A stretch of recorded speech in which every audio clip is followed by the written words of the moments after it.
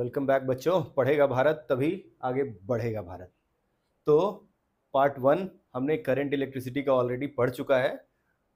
तो आज हम करंट और इलेक्ट्रिसिटी के बारे में फिर से थोड़ा सा और आगे पढ़ेंगे। तो सबसे पहले मैं आपको रिकैप कराता हूँ कि क्या क्या हमने पार्ट 1 में पढ़ा था। तो सबसे पहले पार्ट 1 में हमने क्या पढ़ा था कि सबसे बेसिक चीज़ पढ़ा था सबसे, कि चार्ज क्या होता है। जो इलेक्ट्रिक चार्ज है उसके बारे में पढ़ा था कि वो चार्ज होता क्या है। तो उसमें हमने पढ़ा था चार्ज जो है प्लस या माइनस जो भी रहता है। तो ये इलेक्ट्रिक चार्ज जो है वो होता क्या है, ये हमने पढ़ा था कि fundamental property of any matter. Fundamental property क्या है? अभी ये हाथ में मैंने ये जो भी लिया हुआ है डस्टर, इसका एक टेक्सचर है, ठीक है, तो वो एक प्रॉपर्टी है। इसका एक वेट है या इसका मास है, ठीक है, इसका कलर है। तो these are fundamental properties of ये, इसके बारे में अगर है तो इसी तरह हर एक मैटर का जो है अपना फंडामेंटल प्रॉपर्टी रहता है जिसको हम चार्ज बोलते हैं। और इस चार्ज के कारण क्या होता है कि वो चार्ज अगर किसी इलेक्ट्रिक या मैग्नेटिक फील्ड में अगर हम उस चीज़ को लेके जाते हैं, चार्ज चीज़ों को, तो वहाँ पे एक तरह का फोर्स उस पर लगता है, या तो रिपेल होगा या अट्रैक्ट होगा या कुछ ना कुछ फोर्स लगेगा। तो चार्ज जो है एक तरह का फंडामेंटल प्रॉपर्टी है और उसका ये एसआई यूनिट है, कूलम है, ठीक है। तो ये हमने पार्ट 1 में पढ़ा था। अगर आपने पार्ट 1 नहीं देखा है तो वो काफ़ी डिटेल में आप एक बार देख सकते हैं। और उसमें और हमने देखा था कि मैटर है, तो ये चार्ज कहाँ से आता है वो हमने देखा था। तो चार्ज में ये मैटर क्या होता है, सबसे पहले मैटर हमने देखा था कि ये मैटर जो है किस चीज़ का बना है। मैटर मतलब anything which can be perceived bye senses, has mass and occupy space, तो वो मैटर है, ठीक है। हवा मैटर है, चेयर मैटर है, ये मैटर है, पेन मैटर है। तो मैटर जो है कोई भी चीज़ जो has mass, occupy space, can be perceived bye senses, तो एक तरह का मैटर है। अब ये मैटर जो होता है क्या है, मैटर किस चीज़ से बना है? तो मैटर जो है जनरली बना रहता है, कैसे बनता है? एलिमेंट्स से, एलिमेंट्स या फिर कंपाउंड से बनता है। बहुत ज़्यादा डिटेल में आपको जानने की ज़रूरत नहीं है, लेकिन ये बेसिक चीज़ें हैं जो हमें समझनी पड़ेंगी कि चार्ज आ कहाँ से रहा है। तो एलिमेंट क्या होता है? एलिमेंट जो है प्योर जो भी चीज़ें हैं ना, अगर आपने कभी पीरियोडिक टेबल के बारे में सुना है तो पीरियोडिक टेबल में एलिमेंट्स लिस्टेड रहते हैं। पीरियड जो एलिमेंट्स हैं वो पीरियड वाइज और ग्रुप वाइज, ऊपर से लेकर नीचे तक अगर देखेंगे तो ग्रुप वाइज पीरियोडिक टेबल में मेंशन रहते हैं। तो जैसे हीलियम हो गया, हाइड्रोजन, कार्बन, नियॉन, नाइट्रोजन, ये सब जो है अपने आप में एलिमेंट्स हैं जो प्योर है अपने आप में, मतलब उसमें और कुछ मिक्स नहीं है। तो जैसे आयरन हो गया, फिर गोल्ड का हो गया, एयू हो गया, फिर ये हो गया सिल्वर हो गया, फिर हाइड्रोजन हो गया, हीलियम हो गया, ये सब जो चीज़ें हैं इनको हम बोलते हैं एलिमेंट। ये हम आगे जब केमिस्ट्री में हम जाएंगे तब इनके बारे में डिटेल में पढ़ेंगे। लेकिन अगर मैटर को हम देखें तो ये जो मैटर है वो एलिमेंट से बनते हैं। तो या तो एलिमेंट्स प्योर एलिमेंट रहेंगे अपने आप में, या क्या होगा वो कंपाउंड्स। कंपाउंड्स क्या है? कंपाउंड्स जो है एक से ज़्यादा अगर एलिमेंट्स जो है, प्योर एलिमेंट्स जो है एक से ज़्यादा अगर एलिमेंट्स यहाँ पे कॉम्बिनेशन कंबाइन करते हैं, कॉम्बिनेशन ऑफ एलिमेंट्स। अब ये एलिमेंट्स कैसे कंबाइन करते हैं? केमिकली अगर रिएक्ट करके ये कंबाइन करते हैं तो वो कंपाउंड्स बन जाते हैं। जैसे क्या है H2O। तो H2O का क्या मतलब है कि इसके अंदर में 2 हाइड्रोजन के एटम्स हैं और ये जो 2 एटम्स हैं वो ऑक्सीजन के 2 एटम्स के साथ ऐसे करके एक तरह से कंबाइन करके एक वाटर का मॉलिक्यूल बना रहे हैं। तो ये कंपाउंड हो गए अपने आप में, ठीक है। तो कंपाउंड या एलिमेंट जो है वो मैटर को फॉर्म करते हैं। लेकिन अगर इस एलिमेंट को और फर्दर हम अगर ये इसको तोड़ते हैं तो फिर फाइनली जाके क्या बनता है? एटम। एटम, ये लास्ट टाइम हमने पढ़ा था कि एटम, एटम ऐसी चीज है जिसको और ज्यादा छोटा नहीं काटा नहीं जा सकता है, ठीक है। तो ये मैटर से एलिमेंट्स या कंपाउंड्स आए और उससे भी ज्यादा छोटे हो गए तो एटम आ गए। अब एटम के बारे में हमने क्या पढ़ा था कि एटम्स जो होते हैं वो अपने आप में जो है सबसे छोटा तो है, लेकिन वो जो एटम्स हैं उनके बीच में एक न्यूक्लियस होता है, ठीक है, न्यूक्लियस। तो वहां पे न्यूट्रॉन्स होते हैं, न्यूट्रॉन्स और प्रोटॉन्स होते हैं, ठीक है। और इसके चारों ओर में जो है ये घूमते रहते हैं, क्या घूमते रहते हैं, यहाँ इलेक्ट्रॉन्स घूमते रहते हैं इनके चारों ओर, ठीक है। इलेक्ट्रॉन्स जो है इनके चारों ओर घूमते रहते हैं ऐसे करके, ये ऑर्बिट में रैंडम उनका मूवमेंट जो है इनके चारों ओर घूमता रहता है। तो ये जो है प्योर एटम जो रहता है, ये जो रहता है उसके अंदर में ये बैलेंस रहता है, न्यूट्रल रहता है, वो चार्ज उसके अंदर नहीं रहता है, क्योंकि नंबर ऑफ प्रोटॉन्स और नंबर ऑफ इलेक्ट्रॉन्स जो है एक तरह से बैलेंस रहते हैं किसी भी जो प्योर एलिमेंट या न्यूट्रल एलिमेंट है। लेकिन हमने देखा था, क्या देखा था, पार्ट 1 में देखा था कि अगर यहां से हम इसका एक इलेक्ट्रॉन हटा दें तो ये एटम क्या हो जाएगा, पॉजिटिवली चार्ज्ड।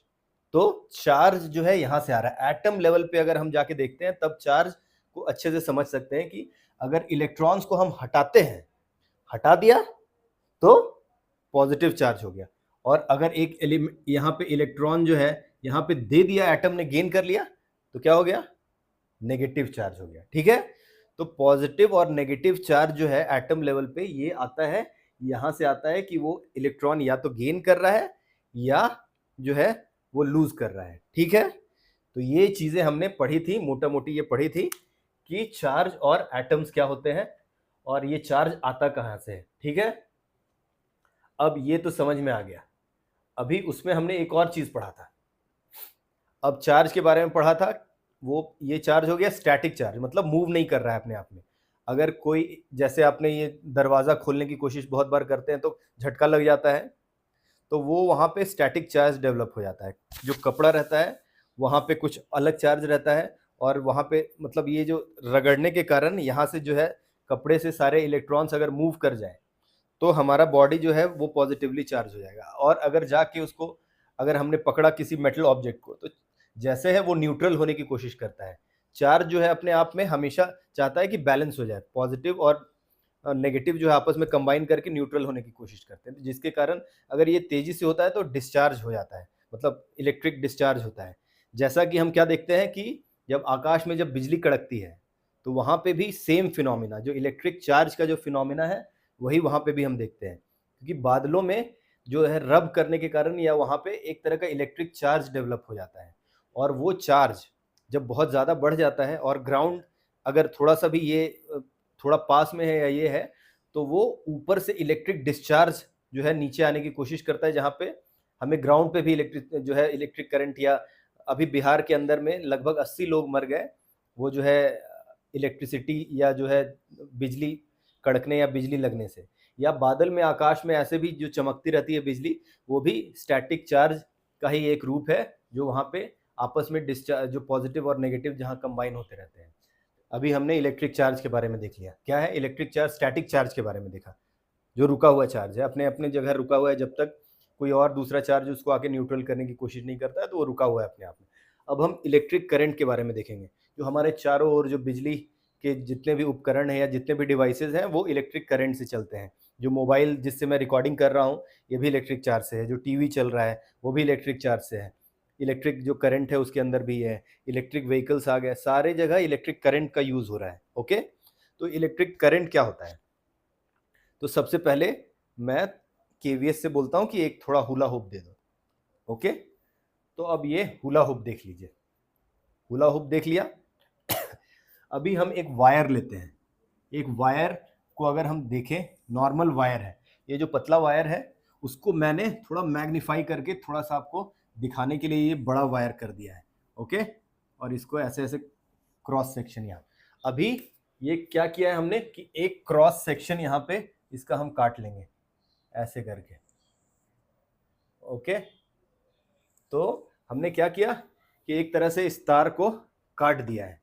तो अब क्या हो गया, तार जो है यहाँ पे अगर हम सामने से देखेंगे, अगर इस जगह से हम देखते हैं तो तार जो है एक सर्कल की तरह दिखेगा, जो उसका क्रॉस सेक्शन है वो सर्कल की तरह दिखेगा। अब सर्कल का क्या होता है, जो पढ़ा है हमने क्लास 5 में 6 में सब में पढ़ा है कि सर्कल का एक एरिया होता है पाई आर स्क्वायर, ठीक है। तो ये जो एरिया है, ये एरिया जो है इसको काटने के आया है, क्रॉस सेक्शन बन गया। अब कोई भी तार जो है, कोई भी तार के अंदर में बहुत सारे इलेक्ट्रॉन्स रहते हैं, फ्री इलेक्ट्रॉन्स रहते हैं, जिसके बारे में part one of the video में जो है इलेक्ट्रिक के बारे में, इलेक्ट्रिसिटी का जो चैप्टर है इसमें हमने पढ़ा था।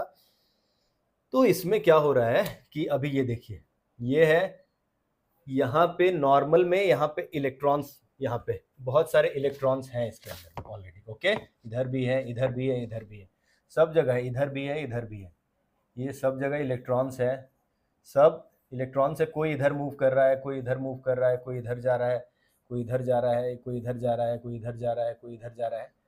तो इलेक्ट्रॉन्स जो है आपस में सब इधर उधर कहीं ना कहीं मूव कर रहे हैं। ये कब? जब हमने उसको किसी बैटरी के सोर्स से कनेक्ट नहीं किया है, बैटरी या कोई भी पावर सोर्स से कनेक्ट नहीं किया है। तो बैटरी को जैसे ही हम कनेक्ट करते हैं, अभी जैसे मान लेते हैं इसको हमने कनेक्ट कर दिया किसी बैटरी के सोर्स से, ये बैटरी का ये सिंबल है जो बाद में आप पढ़ेंगे। तो यहाँ पे जैसे ही हमने कनेक्ट किया इस तार से, और यहाँ पे कोई एक बल्ब या कुछ ऐसे लगा दिया, या डिवाइस यहाँ पे ऐसे लगा दिया, और जैसे ही कनेक्ट किया तो इसके अंदर में क्या होगा कि करंट फ्लो करना शुरू हो जाएगा। ठीक है, अब करंट तो फ्लो हो रहा है, लेकिन नॉर्मली ये जो करंट है, कन्वेंशनल करंट अगर हम बोलते हैं तो वो पॉजिटिव से नेगेटिव की ओर जाता है। लेकिन जो इलेक्ट्रॉन्स है, इलेक्ट्रॉन्स का फ्लो हम बोलते हैं कि जो है यहाँ से नेगेटिव से, और एक्चुअल में जो है इलेक्ट्रॉन्स इधर से इधर मूव कर रहे हैं। तो जैसे ही हमने ये यहाँ पे पावर सोर्स अप्लाई किया ना, तो इलेक्ट्रॉन्स जो है, जो फ्री इलेक्ट्रॉन्स जो रहते हैं, फ्री इलेक्ट्रॉन्स मेटल्स के अंदर में रहते हैं, तो वो जो है इस क्रॉस सेक्शन को क्रॉस करने लगेंगे, उधर से इधर आ रहे हैं, फट फट फट फट फट फट करके। मान लेते हैं कि एक मेरे पास ping pong 100 ping pong 60 ping pong के बॉल है, 60। ओके, तो 60 पिंग पोंग के बॉल जो मैं बोलूंगा कि केवीएस आप इधर से उधर फेंको, और टाइमर लगा दूंगा कितने सेकंड का, 60 सेकंड्स का। ये फेंका, दूसरा फेंका, तीसरा फेंका, जैसे ही 60 सेकंड्स का हुआ टाइमर अप, और उधर जाके मैं देखूंगा कि कितने पिंग पोंग बॉल्स उधर जो है इस क्रॉस सेक्शन को, मतलब इस हुला हुप के अंदर से कितने पिंग पोंग बॉल्स उस साइड जा चले गए हैं।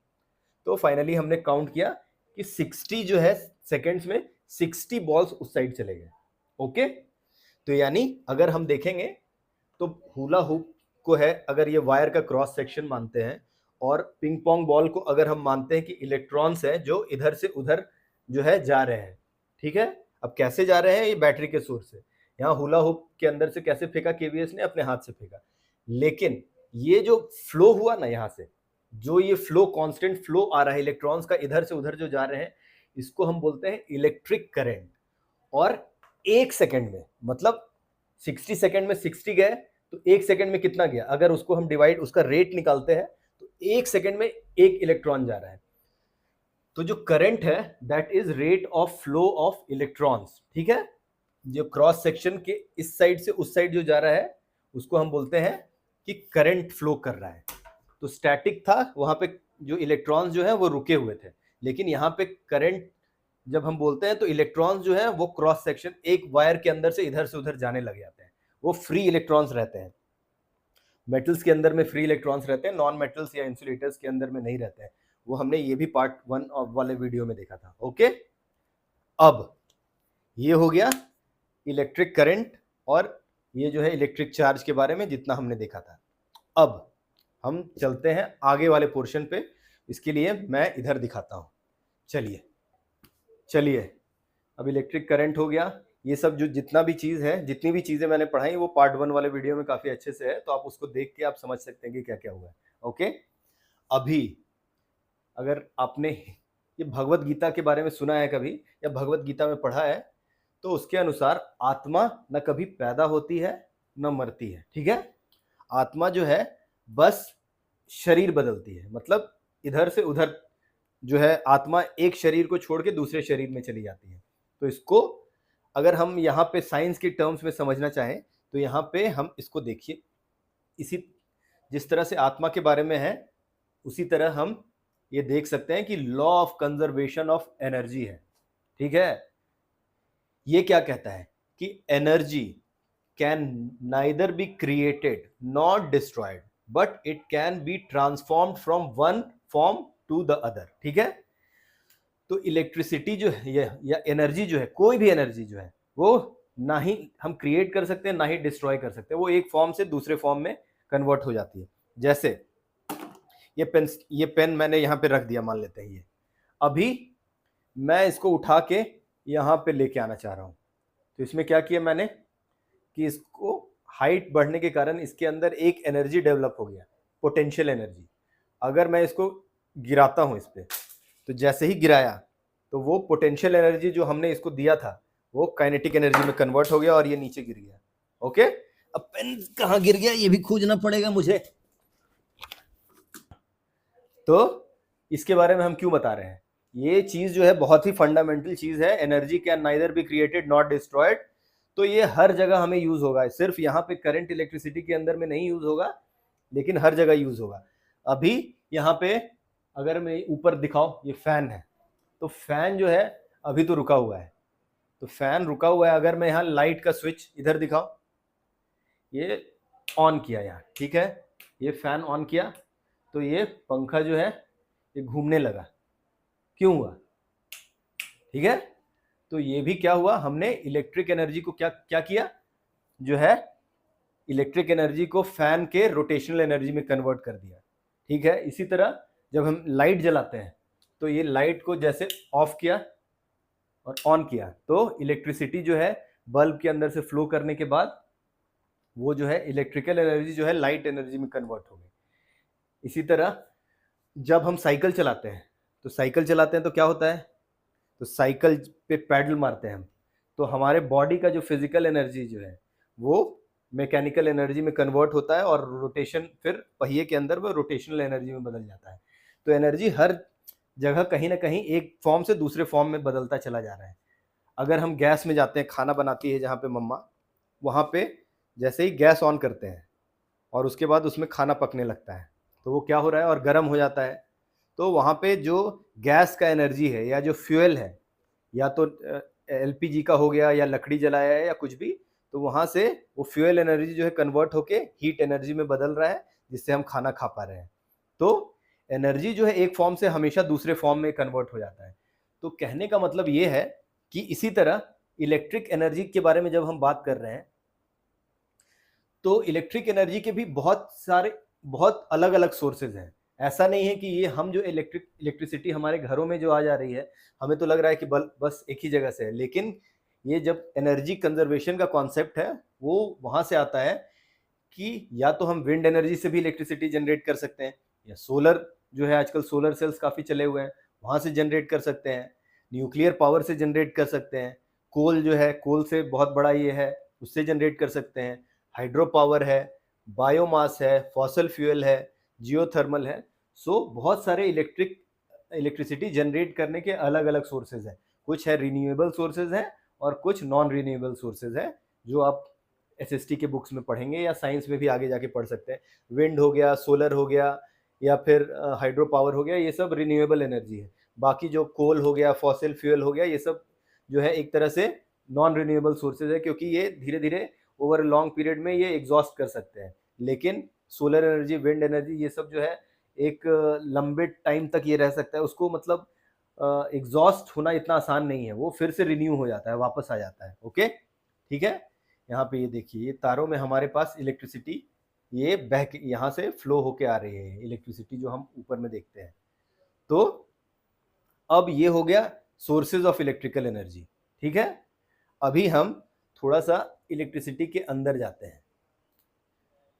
उसके अंदर में इलेक्ट्रिसिटी के अंदर में 3 कॉन्सेप्ट है।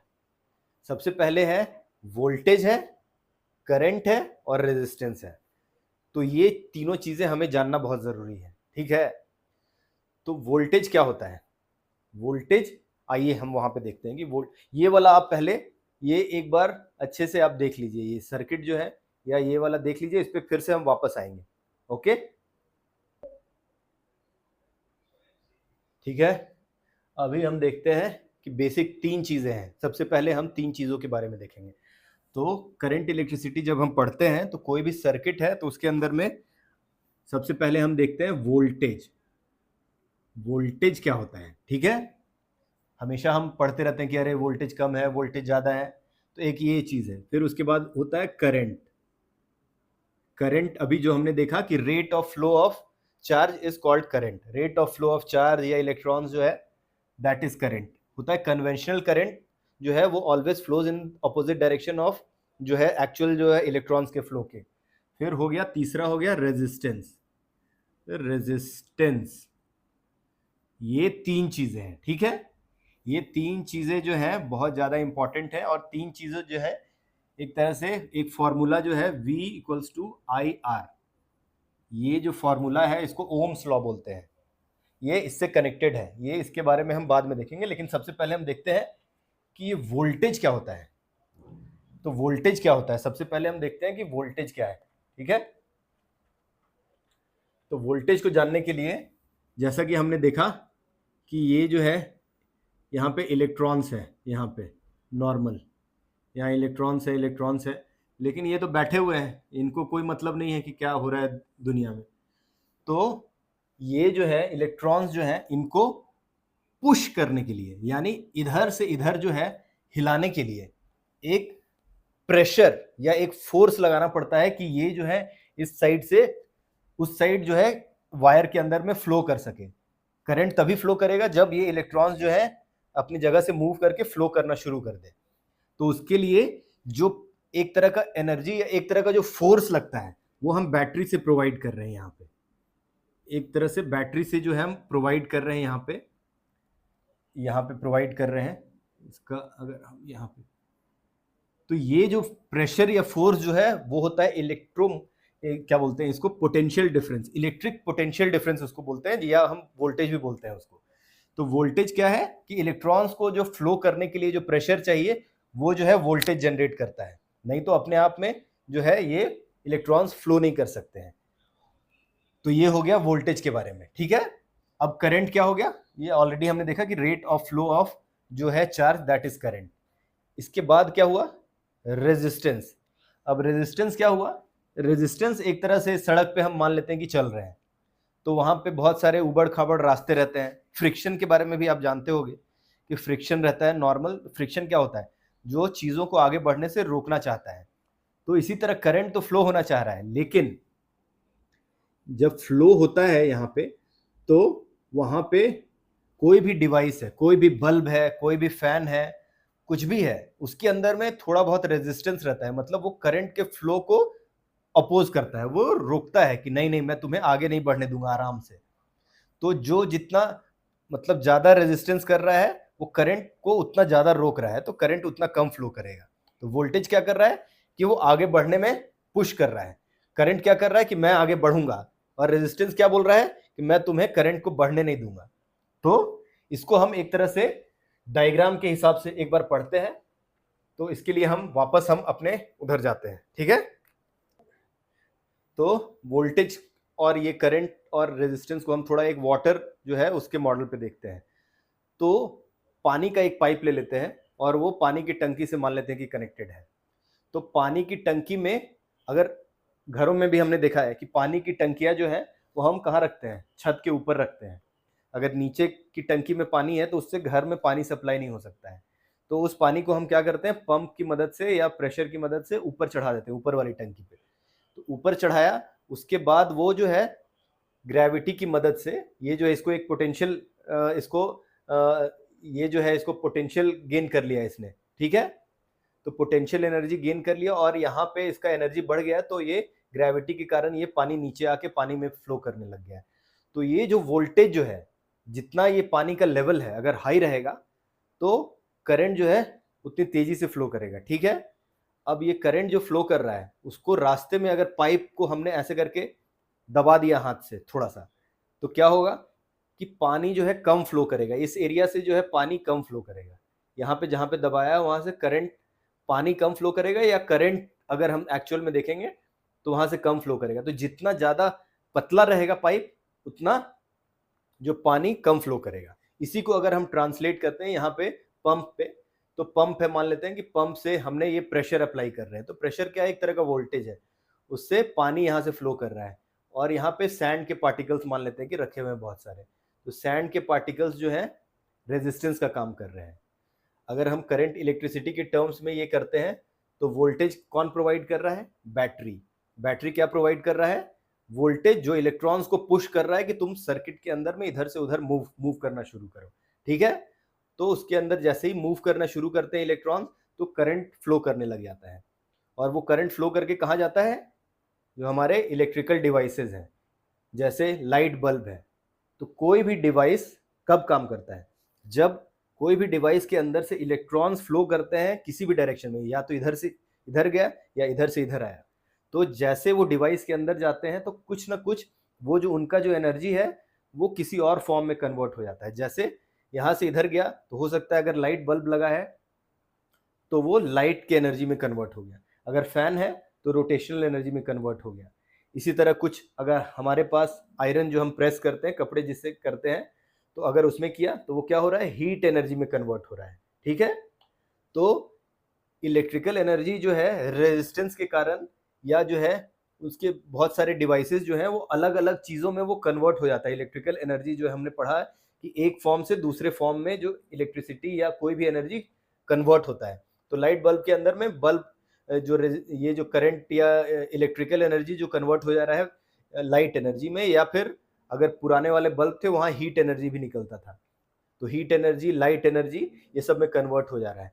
और इसके अंदर में क्या रहता है, रेजिस्टेंस रहता है। अगर किसी सर्किट में रेजिस्टेंस नहीं रहे तो theoretically that is not possible, क्योंकि हमने एक फॉर्मूला देखा था ना, V equals to I R. तो रेजिस्टेंस अगर जीरो होता है तो प्रैक्टिकली ये जो है करंट इनफाइनाइट हो जाएगा और सर्किट तुरंत जल जाएगा, तो दैट इज प्रैक्टिकली पॉसिबल नहीं होता है। तो इस सर्किट को अगर हम इलेक्ट्रिसिटी को अगर हम सिंपल सर्किट डायग्राम के अंदर में देखें तो यहाँ पे हम क्या देखते हैं कि बैटरी को हम डिनोट करते हैं एक बड़ी डंडी और एक छोटी डंडी। ठीक है, तो इसको हम बोलते हैं बैटरी जो है, यहाँ पे V लिखने का मतलब है कि ये वोल्टेज का सोर्स है। ठीक है, अब ये वोल्टेज को हम मेजर करते हैं, वोल्ट मीटर एक डिवाइस रहता है उससे। फिर यहाँ से I जो है वो करंट जो है उसको डिनोट करता है, यहाँ एरो दिखाया हुआ है, इसको हम एमीटर करके एक रहता है डिवाइस, उससे ये मेजर करते हैं। और ये ऐसे जिग जैग करके जो किया हुआ है ये हो गया रेजिस्टेंस, जो करंट को आसानी से फ्लो नहीं, करंट के रास्ते में बाधक है ये। ठीक है, तो ये जो है फाइनल कोई भी सर्किट सबसे पहले अगर जुड़ा हुआ नहीं है, कंप्लीट नहीं है, कहीं से भी मान लेते हैं यहाँ एक स्विच लगा दिया, ऐसे खोल दिया उसको, तो सर्किट जो है ब्रेक हो गया। जैसे ही सर्किट ब्रेक हुआ तो करंट फ्लो रुक जाएगा, जैसे ही जोड़ा तो फिर से करंट फ्लो करने लग जाएगा। तो ये हो गया वाटर का मॉडल जो है, ये समझने के लिए बहुत आसान है। अगर इसको हम थोड़ा और ऊपर करते हैं तो करंट का फ्लो और तेज हो जाएगा। अगर यहाँ पे इसका डायमीटर और पतला करते हैं तो करंट जो है वो जो है कम हो जाएगा। इसी तरह अगर जब हम कोई तार है, मान लेते हैं कि कोई भी वायर है, अगर उसका विड्थ ज़्यादा रहता है या उसका ये जो रहता है गोलाई या जो भी सरकमफ्रेंस जो है एक्चुअल में वो डायमीटर ज़्यादा है, तो वहाँ से ज़्यादा करंट फ्लो करेगा, अगर कम है तो कम करेगा। इसी तरह तार अगर लंबा है तो ज़्यादा रेजिस्टेंस होगा, क्योंकि यहाँ से वहाँ तक अगर हमें जाना है 1 किलोमीटर के रास्ते में 10 हो सकता है स्पीड ब्रेकर आए, लेकिन अगर यहाँ से 100 मीटर ही जाना है तो वहाँ पे 2 ही स्पीड ब्रेकर आएंगे। तो जितना ज़्यादा लंबा तार रहेगा रेजिस्टेंस उतना ही ज़्यादा रहेगा। तो ये हमने पढ़ लिया वाटर, क्या बोलते हैं, वाटर मॉडल और इसके बारे में। अब हम जो है फाइनली जो है नेक्स्ट जो क्लास रहेगा उसमें हम पढ़ेंगे, इसके बारे में हम पढ़ेंगे, एक ड्राई सेल का वर्किंग है उसके बारे में पढ़ेंगे, और फिर हम एक्चुअल जो है सर्किट डायग्राम बनाना सीखेंगे कि सर्किट डायग्राम पैरेलल में या सीरीज में जो है वो सर्किट डायग्राम कैसे बनाते हैं। वो बहुत इंटरेस्टिंग रहेगा, क्योंकि वो उससे हम न्यूमेरिकल्स बहुत सारे सॉल्व करेंगे, और ओम्स लॉ के बारे में हम और डिटेल में पढ़ेंगे। Okay, bye bye bye.